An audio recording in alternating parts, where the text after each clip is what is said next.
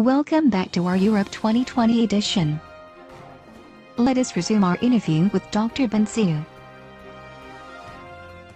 How will that work in real life? Well, this solution raises from the start a number of severe problems. First and foremost is the federalism word. Why is federalism a bad word? The wide rejection of federalism has a lot of explanations.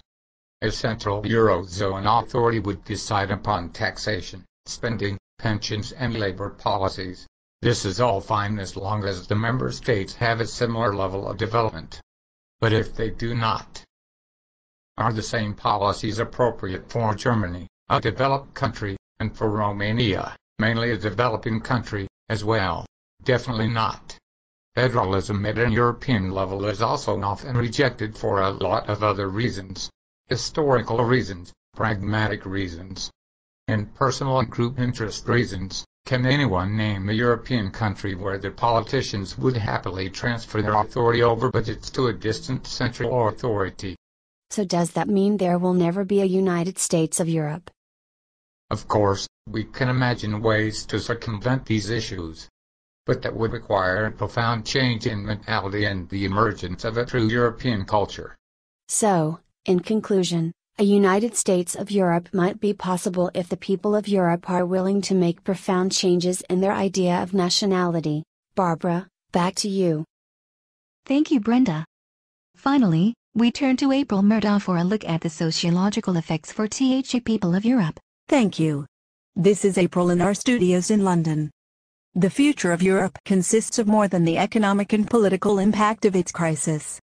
Although very important, there are critical sociological components of Europe's future that must be addressed. Those issues include environmental and psychological topics. These topics influence the economy to include unemployment rates and poverty levels. With this in mind, the European Council proposed a new strategic plan called Europe 2020, a strategy for smart, sustainable and inclusive growth. These priorities are mutually reinforcing and are focused on growth which has to be smart, developing an economy based on knowledge and innovation. These priorities are mutually reinforcing and are focused on growth which has to be smart, sustainable, and inclusive.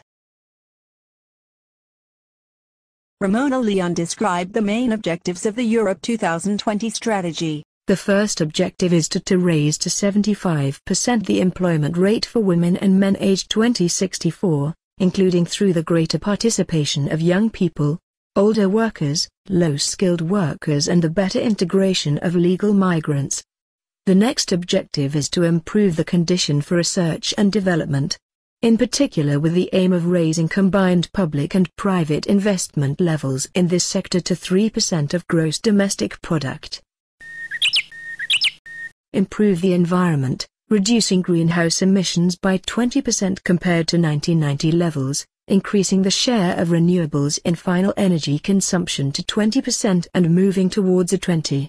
Improve education levels, in particular by aiming to reduce school dropout rates to less than 10%, and by increasing the share of 30-34 years old having completed tertiary or equivalent education to at least 40%. Combat poverty by promoting social inclusion, in particular through the reduction of poverty by aiming to lift at least 20 million people out of the risk of poverty and exclusion. A book, written by Hugh Fraser and Eric Miller, Europe 2020, Towards a More Social EU, was prepared at the request of the EU Belgian presidency as an independent academic contribution to developing the operational basis for the Europe 2020 strategy. The objectives were to assess procedural and substantive aspects of the EU coordination in the social policy field. In the past decade, social policy was the poor relation of the Lisbon Strategy's policy triangle. Social policy remained a rather uncoordinated patchwork with insufficient integration between social protection, social inclusion, education, health, justice, housing and other policy areas.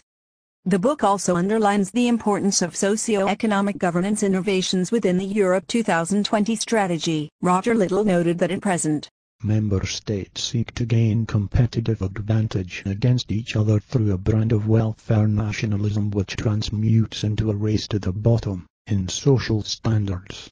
This unfavorable situation could be changed by a stronger social framework at the EU level which conditions national reforms on the EU economic and social models. In her contribution to the book, Marjorie Jogwin stated that, from a territorial point of view, the governance of the EU coordination and cooperation in the social field is currently unsatisfactory. It is too focused on regulation and the design of policies, and not concerned enough with the implementation of these policies.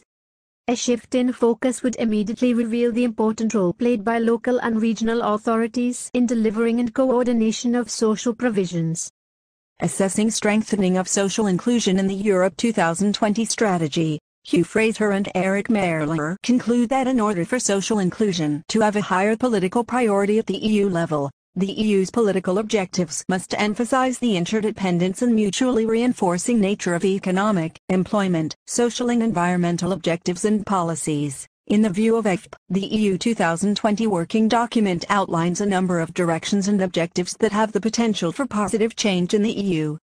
The thematic objectives, that is, creating value through knowledge, empowering people in inclusive societies, and creating a competitive, connected, and greener economy, are in themselves well chosen and worthwhile.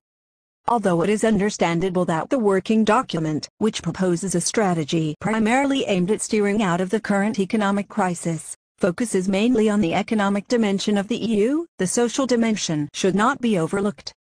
In our work as psychologists, we are continuously confronted with human and social issues that originate in economic processes and economy-centered policies. We can, for example, point at the damaging psychological consequences of work stress and unemployment, including depression and suicide. It should be recognized that success in overcoming the present crisis is not only a matter of economic and skill policies.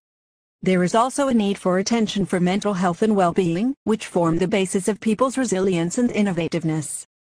To ensure the successful implementation of the EU 2020 strategy, it must pay balanced attention to both economic and social concerns. This has been April Murdoch reporting from London. That concludes this edition of 2020. Join us next week when we are joined by Alexandra Hill examining the current state of Jacksonville, Florida. Until then, this is Barbara Wawa saying good night.